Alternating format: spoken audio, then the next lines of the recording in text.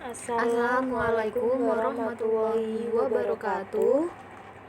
Kami dari kelompok 10. Nama saya Sherly Monica Sindianta. Dan saya Khoirunisa. Kami akan mempresentasikan tentang perbedaan individu. Yang pertama adalah pengertian perbedaan individu. Manusia atau individu adalah makhluk yang dapat dipandang dari berbagai sudut pandang.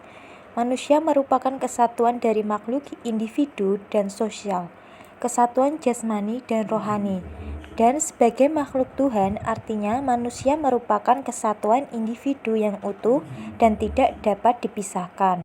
Dalam kamus Eklos and Sadali, individu adalah kata benda dari individual yang berarti orang, perseorangan, dan oknum. Setiap orang, apakah ia seorang anak atau seorang dewasa, dan apakah ia berbeda di dalam suatu kelompok atau seorang diri, ia disebut individu. Individu menunjukkan kedudukan seorang sebagai orang perorangan atau perseorangan. Sifat individual adalah sifat yang berkaitan dengan orang perorangan, berkaitan dengan perseorangan. Berdasarkan pengertian di atas, dapat dibentuk suatu lingkungan untuk anak yang dapat merangsang perkembangan potensi-potensi yang dimilikinya dan akan membawa perubahan-perubahan apa saja yang diinginkan dalam kebiasaan dan sikap-sikapnya. Ada beberapa area perbedaan individu. Yang pertama, perbedaan kognitif. Yang kedua, perbedaan dalam percakapan bahasa. Yang ketiga, perbedaan dalam kecakapan motorik. Yang keempat, ada perbedaan dalam bakat. Yang kelima, perbedaan dalam kesiapan belajar. Dan yang keenam, perbedaan dalam tingkat pencapaian. Dan yang ketujuh, perbedaan lingkungan keluarga. Yang kedelapan, latar belakang budaya dan etnis. Yang terakhir ada latar belakang budaya. Yang pertama ada perbedaan kognitif, yaitu merupakan kemampuan yang berkaitan dengan penguasaan ilmu pengetahuan dan teknologi. Pada dasarnya, kemampuan kognitif merupakan hasil belajar.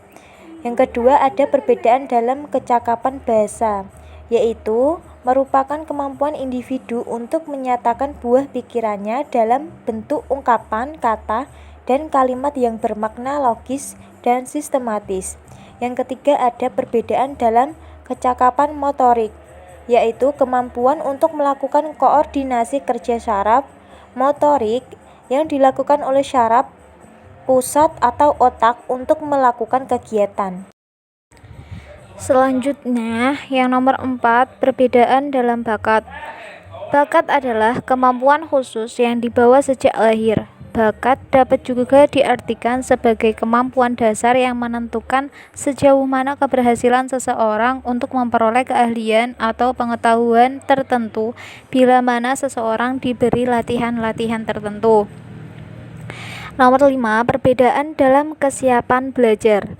Sebuah proses yang berkesinambungan dari sebuah pengalaman yang akan membuat suatu individu berubah dari tidak tahu menjadi tahu, dari tidak mau menjadi mau, dan dari tidak bisa menjadi bisa.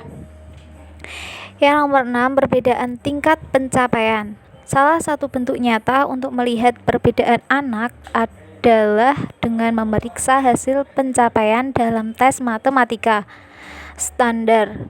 Tingkat pencarian anak merupakan suatu fungsi yang menunjukkan nilai belajar anak. Yang nomor 7, perbedaan lingkungan keluarga. Anak dari keluarga berada dengan pendidikan yang memadai, biasanya datang ke sekolah dengan latar belakang berbagai pengalaman, lebih cenderung menjadi pelajar yang cepat. Nomor 8, latar belakang budaya dan etnis. Motivasi untuk belajar berbeda antara budaya yang satu dengan budaya yang lainnya. Layaknya anak-anak tertarik dan menilai pencapaiannya dalam suatu pendidikan. Yang terakhir, perbedaan dalam latar belakang. Latar belakang individu dapat dipengaruhi oleh faktor dalam dan luar. Selanjutnya adalah aplikasi keragaman individu dalam pendidikan. Perbedaan individu sudah pasti akan berdampak pada tingkat kecepatan, metode, dan aktivitas siswa dalam belajar dan mengikuti proses pembelajaran. Program-program pengajaran berbasis perbedaan individual tersebut dirancang terutama berkaitan dengan tingkat kecepatan siswa dalam mengikuti proses pembelajaran. Namun demikian, yang paling dilaksanakan adalah remedial learning atau pengajaran remedial dan pengajaran percepatan. Selanjutnya, pengertian dari accelerated learning. Program percepatan merupakan pemberian layanan program pembelajaran yang disesuaikan dengan bakat, kemampuan, tingkat kecepatan dalam belajar, dan kecerdasan istimewa yang dimiliki siswa. Yang kedua, pengertian dari remedial learning. Program pengajaran remedial merupakan bentuk pengajaran yang khusus